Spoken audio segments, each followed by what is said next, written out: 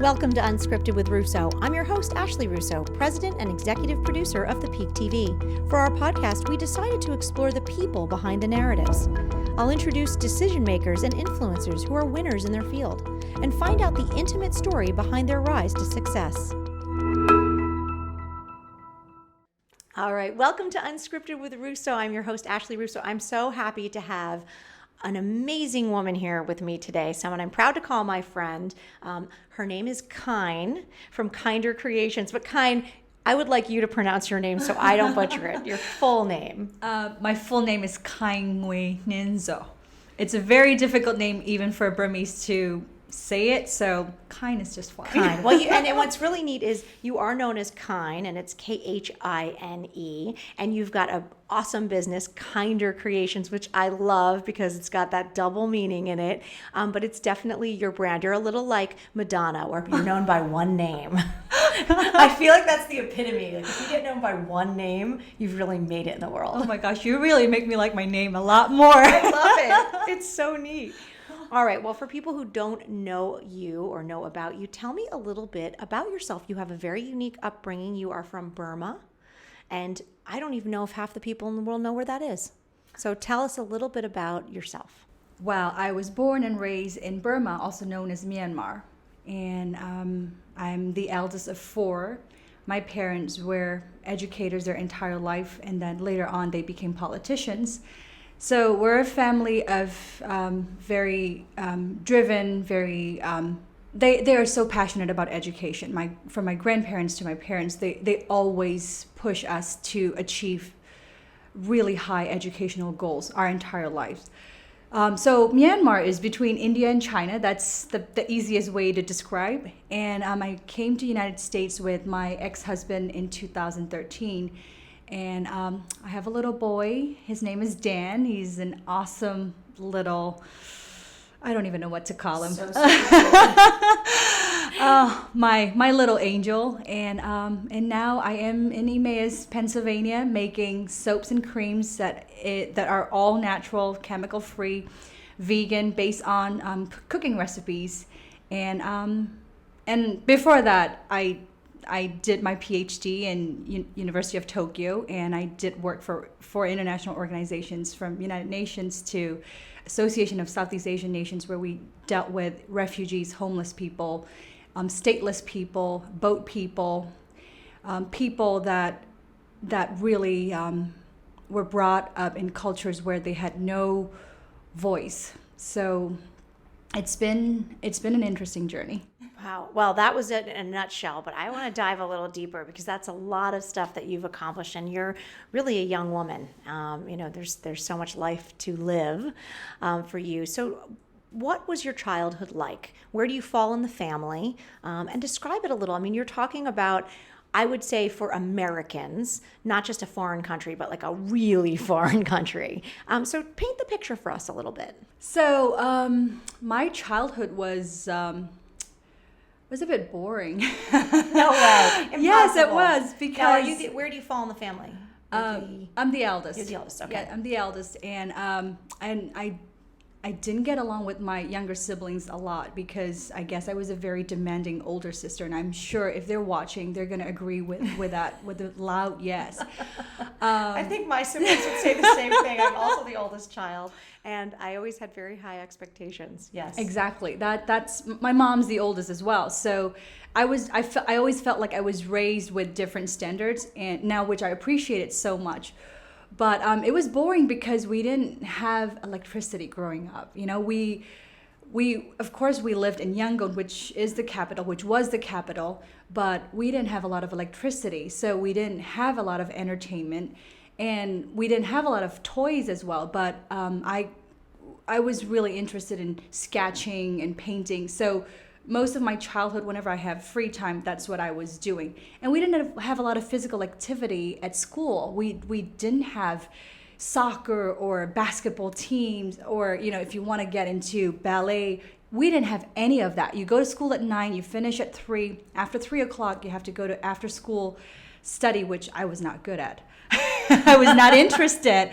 So from 9 to 3, when you go to school, it's strictly just Just educational. school, education, Just school. just- Ugh, that's a long That's day. it. Yeah, and we had 67 students in my class alone. So there were 13 classes, and we Wow. had 60. We have 67 to 70 kids in each class. With Right? how many teachers? One teacher. But then the No. teachers would rotate. So we would have like grammar teacher would come in, and then the math teacher would come in, science, biology. So the teachers would switch, but we're stuck in one exact spot in our class. Wow. And So I the have, student, unlike in the States where the students move to the teachers, not the at all. teachers come into the class. I can't even, if you have 25 kids in a class, they feel like that's a totally overcrowded classroom here, right? 65 to 70 kids. I guess we were pushed into maturity much earlier in life because we had to deal with a lot of there were a lot of emotions, right? 67 kids, hormones, growth Wow. spurts, everything, gossips, and we in many ways we were really close to each other because I went to this school, this very famous public school, from kindergarten until I finished high school. And we finished high school at the age of 16. So very young, at a very young age, kids are finishing high school. And I got my first 2 BAs when I was 19. And by 20, I'm already in my MBA. So I'm not so sure if that's good for emotional maturity, but in It's a the way it was. That's the way it is. When yes. you're describing to me the idea of growing up without electricity, explain what that means. I mean, I get what it means logically, but give me a practical example. So how are you making meals? Over a fire? We had these. Have you ever seen these charcoal pits where you would do barbecue now? Yeah. Right. These brick ovens. Here, it's like really. It's such a treat to have everything cooked in a brick oven, but that's now like gas heat or electric heat. But we have charcoal, and we would have electricity, but it was with how do you say it? It was ration, right? So we So would you only get got a little bit and a you'd have to little bit of save it. it. What was it saved for? What was electricity considered when you got rationed your electricity? What was something that your Water. that you would say this is what we're For saving the sanitary, electricity? yes. Yeah. So we all had wells, as far as I know, at least in our community. Each of us had our own well. So we need to pump the well water into the tank, and so that we could shower and we could, drink from it. And for us, growing up without electricity was part of our life. So I never saw it as You didn't know any different. Something, yeah, exactly, something that was wrong. And when we were learning about Abraham Lincoln in 6th grade, that he studied with candlelight and he would walk 16 miles to get to school, we were like so inspired. That's us.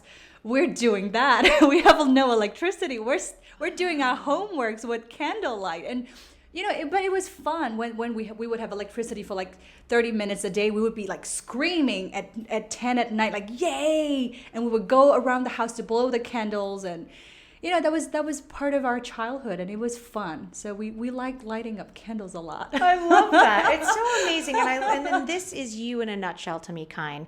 You spread this incredible light and joy wherever you go. And even in looking at, you never would say, you've said nothing but positive things. And I think it's hard for people to relate to some of these challenges as positive. I want to talk more about your journey through education, because that really was what got you to where you're going, where you're going, and you said your family instilled that in you. But we're going to take a quick break, and when we come back, we're going to be here with my good friend Khine from Khinder Creations. She's going to tell us a little bit more about her journey from Burma to the United States. You're listening to Unscripted. Family time is about creating memories together to last a lifetime. And what better way to bond than spending time at some of the amazing attractions the Lehigh Valley has to offer? You can cheer on the Lehigh Valley Phantoms or take a walk on the wild side at the Lehigh Valley Zoo. However you enjoy spending your free time, there's something here for every member of the family. For more information on things to do in the Lehigh Valley, head over to Discover Lehigh Valley's website at discoverlehighvalley.com.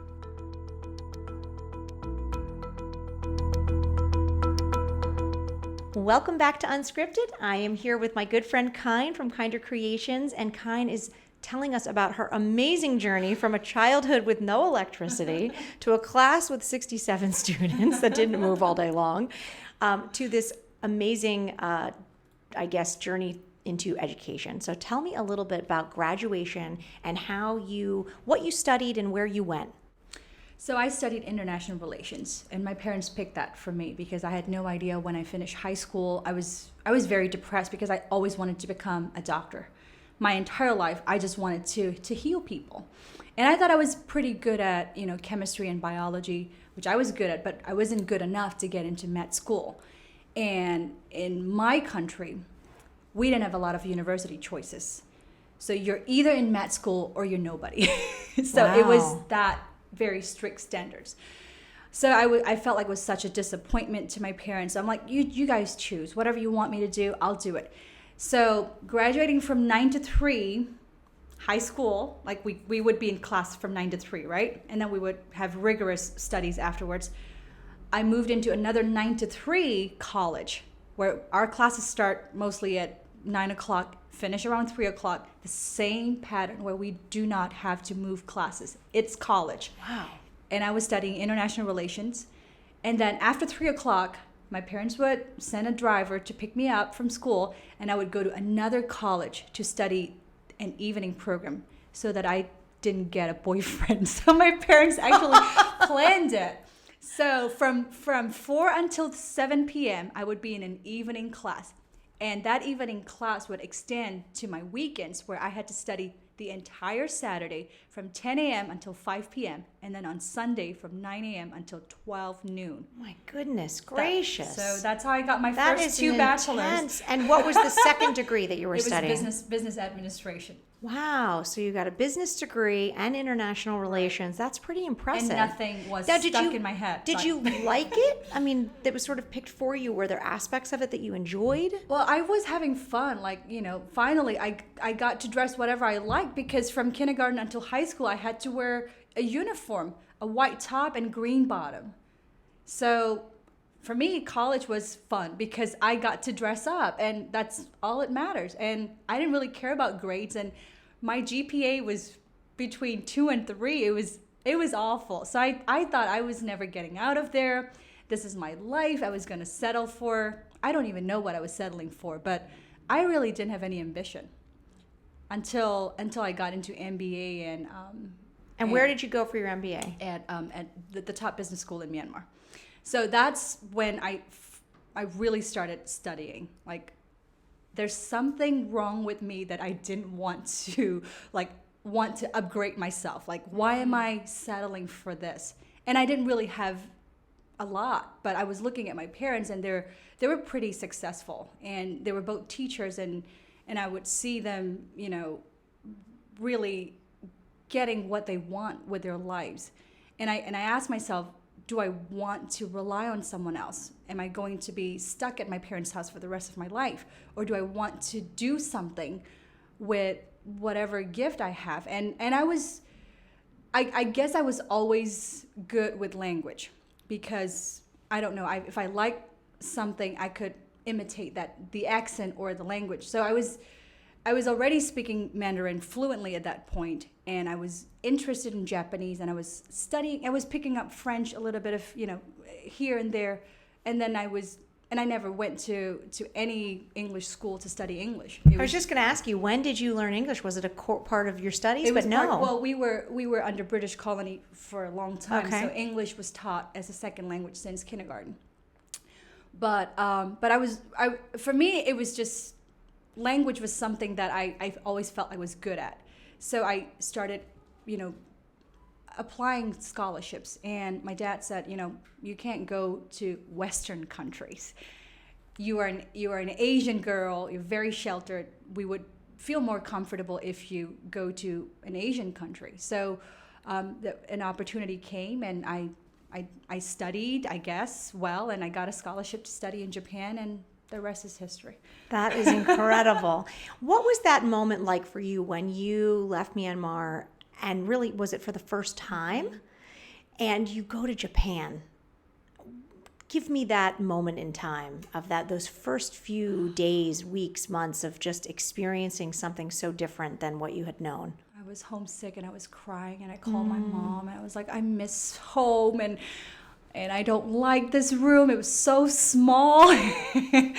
We weren't like very rich, but we were well enough so that each of us had pretty decent rooms. But in Japan, my entire room or apartment, whatever you call it, I didn't have a bed. You had to pull the drawer out so that you could sleep on it, and you have to put that back in so that you could study.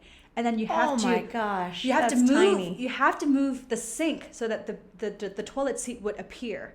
And then after you use the toilet, you have to put the sink back so that you could get out of the bathroom. Wow, talk about space management. Exactly. So that was my first space in Japan, and that was my first dormitory in Tokyo. But before that, I was in Osaka to study Japanese language for 7 months. That was part of the scholarship.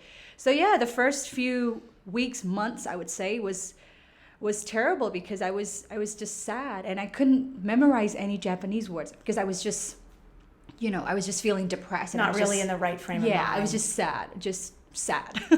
And you went there alone? You didn't have to take No, friends? Okay. no. And so what happens next? You're there studying, and what's the next part of your journey? I guess I evolved. I had to either sink or swim, and my dad said, you either study and you either get into University of Tokyo. So this is my dad. He's he's a very disciplined person, and he's the most fun person I know. And I think a lot of this positive energy, this positive outlook on life, I got that from him because he's just very positive. And he said, listen, you either get into University of Tokyo or you're coming back and you're going to go teach in a village somewhere, and that will be your life.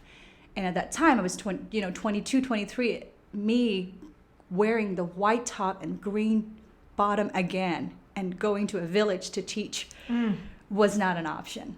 So, and my dad was clear. It's either University of Tokyo or Harvard. That was it. You either get into any of those universities, either one of them or none of them, and you're coming back. So you had two options. I had two options. I didn't even have any options to go to any other universities because it had to be the University of Tokyo, the number one university in Asia at that time. And it had to be that specific subject, and that was it. So I had to swim, I guess. I didn't want to sink. So I needed that push, and I didn't like it at that time. You Try can look back and imagine. say, I didn't talk to my dad. oh my gosh, but thank goodness, right? Thank goodness, yes. Do you think that he knew that if he pushed you in that way that you would rise to the occasion? Do you think that was a smart gamble? I guess. I mean, parents, aren't they always intuitive with children? I guess they knew that our daughter most likely would not come back to dirty bed sheets and Yeah. and she would most likely try to get into University of Tokyo if we say that. So I guess it worked. What do you study there? Political economy. So my dad's an economist, and that's the reason why he wanted me to study business, and that's why I did the MBA, and I was studying political economy. But then I also majored in international relations for master's. So that was my second master's in Tokyo, and I started, falling in love with anthropology, psychology. I just started studying like crazy because that's the first time ever in my life where I actually see a library with books that I can read. We had a library at college, but it was locked. Students didn't have access to locked books. We can just watch from outside. And we didn't have any internet at that time as well. We couldn't study political science. We were basically spoon-fed by the teachers. So if you want to pass this grade, you just study this and this. That was it. But there at University of Tokyo, that's where I was introduced to the world. What happened in Rwanda? Why did this genocide happen? What can the UN do? What would I do if I become a UN staff member? What would I do as a field officer? What would I do if I become an administrator? All of that options. And I started working with refugees, and I guess my dad was right. I was meant to be there because my professor was amazingly wonderful. He taught me about how to measure success with happiness. And he's an economist himself. And he said, well, as an economist, you take risk and you measure risk a lot and you project risk in everything you do. But how do you project risk when it comes to happiness? So he instilled that in me, and my dad and my professor are the two most profound men I have ever known in my life. Like, I owe them so much for my education and everything that I know now, because I learned so much from them. What an incredible journey that you've taken. But I think what's really interesting is this concept of happiness and joy being woven together with something like international relations and being an economist and things that maybe you wouldn't necessarily see the integral part that happiness and joy would play. And to me, it is making it all come clear. I hope that the listeners are hearing it as well. Certainly the joy that you spread just with your very being is tremendous. And it's such a pleasure to be around. So I'm glad to have learned this about you, but there's so much more. And we're running out of time. We're going to take a quick break. You're listening to Unscripted. We will be back with Khine in just a few minutes. Hey, are you looking for a place unlike any other? Well, enjoy the twists and turns of Dorney Park, explore a new world underground at Lost River Caverns, or create colorful memories at the Crayola Experience. Whatever you decide, Discover Lehigh Valley is your source to finding out what's happening in our area. To find a new adventure, check out their website at discoverlehighvalley.com.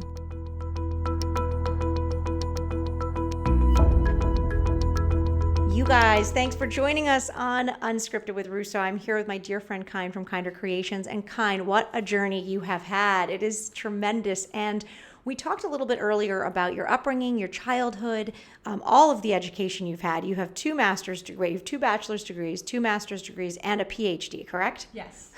You have a quest for knowledge. It's amazing. You're in Japan, and you're studying, and eventually you make your way to the United States. I want you to tell me a little bit about those early experiences, career experiences, and then the path that led you here.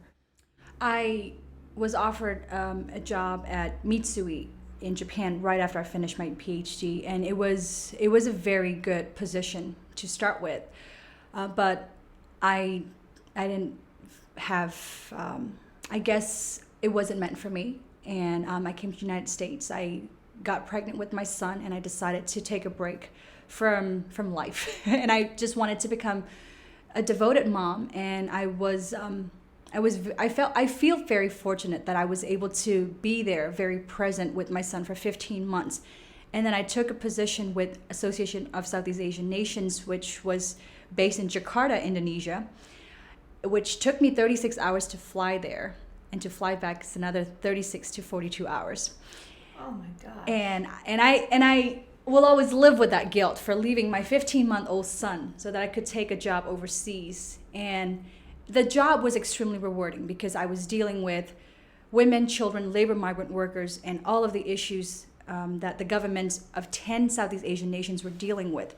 We had to deal with funds coming from the U.S. and United Kingdom and Japan, and how do we process these funds, and where do we allocate these resources, and how do we help these devout people, all of these very delicate matters.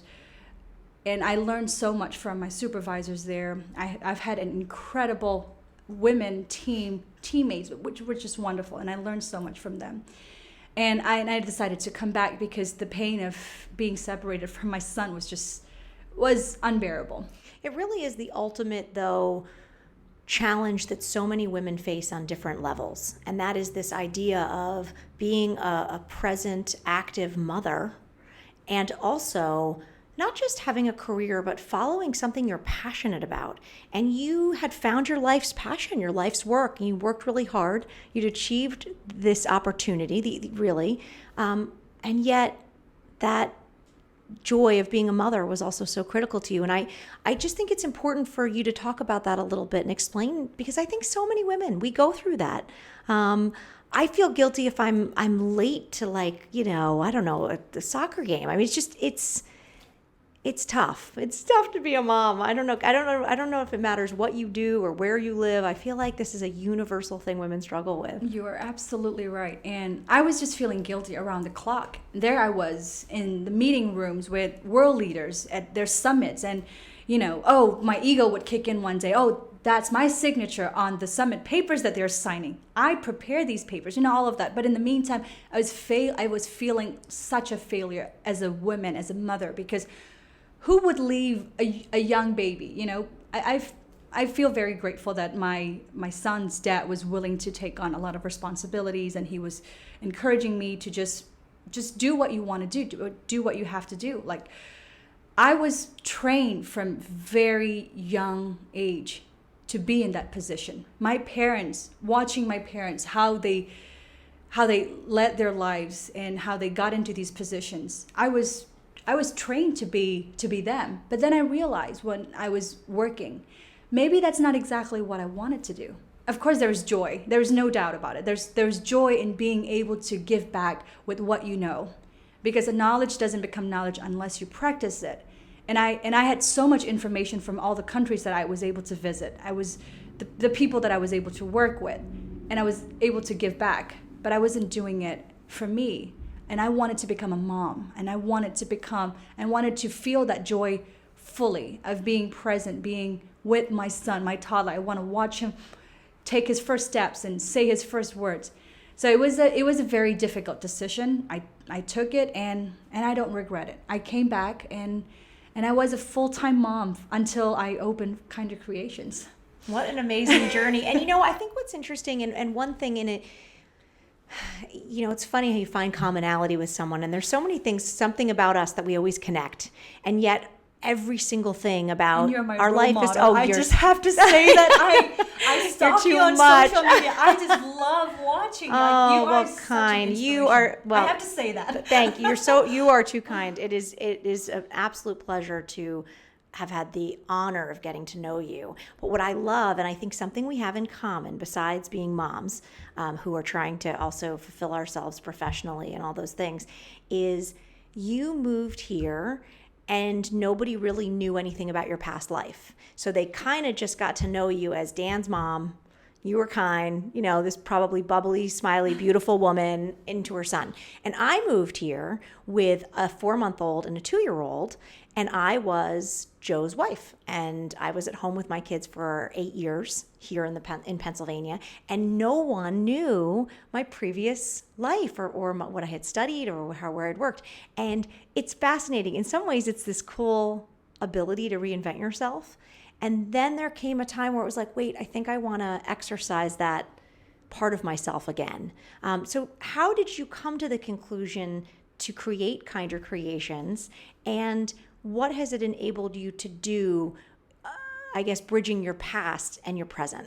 Well, the idea of Khinder Creations came when I wanted to help the cleaning lady. We had a cleaning lady from Makunji who eventually became my friend, and she was a sweet, loving mother, and I just wanted to help her out. And her teenage daughter was making lip balms and soaps, and I was fascinated that a teenager that's not into Justin Bieber, that just wants to make these products and want to help her mom, you know what? I'm going to invest in you. And I had $2,000 in my savings. I'm going to give that to you.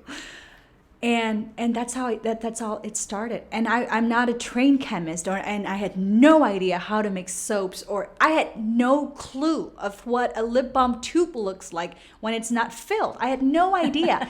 I jumped in this business because I just wanted to help her. I didn't even pick the name or anything. But that day when I was thinking about helping her out, I was just going to give her money. I was at Starbucks, and for the 10,000, for a millionth time, they wrote my name Kind, kind, whenever I got it. That's where my therapy was, by the way. I really had nothing to do. I was a mom. I put my son in the car seat, drove around Lehigh Valley, go to mall after mall doing window shopping, and would, grab a cup of coffee and go home. That was my life. And I really had no friends. And I had a couple friends that I came to know, and they were so sweet. But, they had their family, and we weren't really seeing each other. So it was just me, Starbucks, and my son. And I look at that cup, and it just spoke to me. It says kind. And then I was going to living room yoga, and I had a teacher, her name's Linda, and she was always teasing, let's be kinder to ourselves. And she would always wink at me every time we do this impossible stretches, and she would be like, let's be kinder to ourselves. So I don't know, the dots were there for me to just join them, and that's how Khinder Creations came to exist. And unfortunately, that women that I wanted to help wasn't in the capacity to really do business, because sometimes, when you're in the victim mentality, it's very hard for another person to help you unless you really want to get out of that mentality yourself. And I didn't know that at that time, so I was just like pushing her to take this opportunity. Great life lesson, though, because I think the way it has been put to me many times is that you need to learn to meet people where they are. Exactly. And I think when you are someone who tends to be very driven and you have great ambition or great ideas, you feel like that's something everyone experiences, and that's not the case. You're absolutely What a great life lesson to learn. You're absolutely in this right. journey. For people who are not familiar with your amazing shop in Emmaus, tell us, what is Khinder Creations? People should stop in, of course, but you have a much greater mission. Not only do you provide awesome products, but tell us about that. So Khinder Creations is a skincare company. That's what I'd like to call it. But we donate most of our proceeds to causes and organizations that support survivors of domestic violence and sex trafficking. Sex trafficking is a very personal, it's a very personal cause to me, because I met this girl who is now one of my teammates in overseas. I don't want to mention the location. I met her when she was 9, and she was a sex worker, a 9-year-old girl. And I met her when I was doing my master's, and I met her at a border town between Myanmar and Thailand, and she spoke fluent Japanese. And I was shocked. A girl that young could speak Japanese that well, and she's never been to Japan. And I asked her, how did you come to speak Japanese so well? She said, my uncles taught me. I said, you're not Japanese. You obviously are either Burmese or Thai from the way you look. And then I found out that those were her customers and her uncles. Wow. And that's the life she knew. That's the only life she knew. And she was working at a brothel that was owned by her own aunt. So here I was thinking, I'm not sure how many of the viewers would know, but I survived childhood sexual abuse by the caretakers that my parents entrusted me. And I never told my parents until I was 30, because I was ashamed. And I was a child. It was done to me, but I thought it was my fault. And there I was, dealing with a lot of anger, and I never knew where this anger was coming from. And I cannot imagine this girl, these emotions and the feelings, the projections that she could have in her mind, because that was the only life she knew. So, and she was sex trafficked. And that changed my entire outlook on life. And I felt like I was called to help girls like them. There was no justification to what happened to me as a child. But now I see it as there was a reason why I survived, and why, with everything that I went through from the age of 6 until 13, it was ongoing for many years, why I survived and why I could do things the way I did, and why I was able to accomplish these educational goals or career, whatever, is to help women or girls like them. Because I've been given this gift, whether it's with language or the abilities to communicate with another person or to share my experience or whatever it is. There is a reason why I had to suffer. Without suffering, without knowing the pain, I would have never found courage to look for the cure. And I would have never found the courage to share my experience. And now her name's Allie. Allie's one of our teammates. And we sell products that are handmade by these survivors. And I don't like the word victim. So our store carries products that are made by local artisans as well, and mostly products that are made by them. And our teammates here are moms. They're all moms. So they're all handmade by moms, all chemical free, so they're perishable. That's our challenge. And we're not very good with packaging yet, because we're still learning. But we want to stay true to our mission, which is to offer chemical-free products. You know, Khine, I love the idea that you don't like the use of the word victim, because there's nothing about you that is a victim. Really. I mean, you are a survivor, and what you have done with this message is so important. And I think people in the Lehigh Valley need to understand that these things happen around us. We have victims of abuse. We have survivors of sex trafficking. We have these things going on. This is not an Asian problem. And you're bringing light to that, but you're doing it in a way that is kind and joyful and open and honest. And it moves me to tears every time, because it's just a beautiful message and what you're doing for women. And so if we do nothing else, we need to go support your business, because you can do one small thing. You can go buy a soap or a lip balm that you'll love, of course. But it's the snowball effect, or the domino effect, we would say, that one act can have. You've given people that opportunity. I just love it. Well, I'm given that opportunity by people like you. You know, the people see me making these presentations, but I am presenting the facts and experience that I have collected from women that I love and look up to. The women that are behind me, the women that will never take the opportunity to speak up.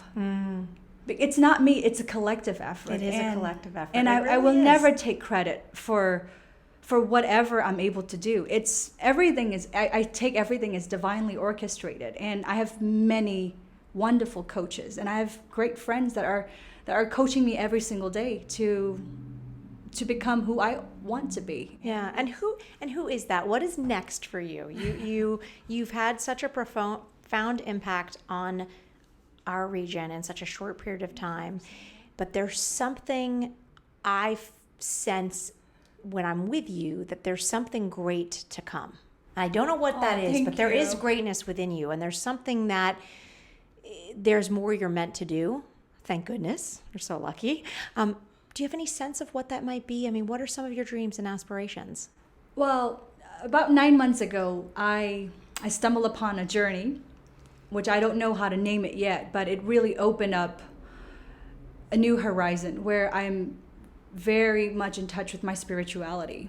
And whether you believe in the universe or God or whoever you worship, it's not about that. It's about finding a balance in our own selves, the divine masculine and the divine feminine in us. And I was the most skeptical person, and now I'm studying to become a certified Reiki healer, because in this country certification is everything.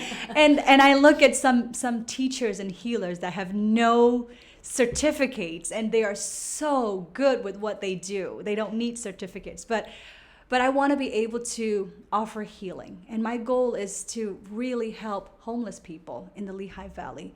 I want to offer them free yoga classes, which I will become a certified yoga teacher. I've been doing yoga for over 10 years, and I'm not flexible at all. But for me, yoga really helped me find my sanity. So I would love to offer free classes with these spiritual practices that I'm able to do, whether it's through meditation or Reiki or energy work.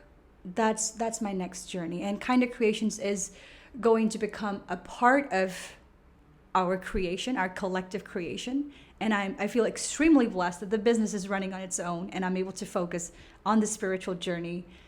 And who knows, next time you see me, you'll be doing this interview in the Amazon, where I'll be picking up fruits and making you the most delicious smoothie under the sun. It won't be hard to ask me to follow you wherever it is you're off to, because I know that something joyful and wonderful will happen if I'm along for that journey. So thank you for being here. Thank you for being so open and honest. There's so much more we could talk about, but we have come to the end here. And before I let you go, I do want to ask you some fun questions that we saved that are just our little lightning round. I want to remind the audience you have not heard these questions, correct? Yes, I have. I haven't even seen them. You haven't seen them, you know nothing. I didn't see this coming too. All right. If you could have one skill that instantly that you don't currently possess, what would it be? One skill. Something you'd love to be good at right away. Snap your fingers and you're automatically good at that. Like you could play the piano or you could, Eliminate the fear. Eliminate the fear. Instantly, yeah. Oh, that's a good one. Okay, totally different.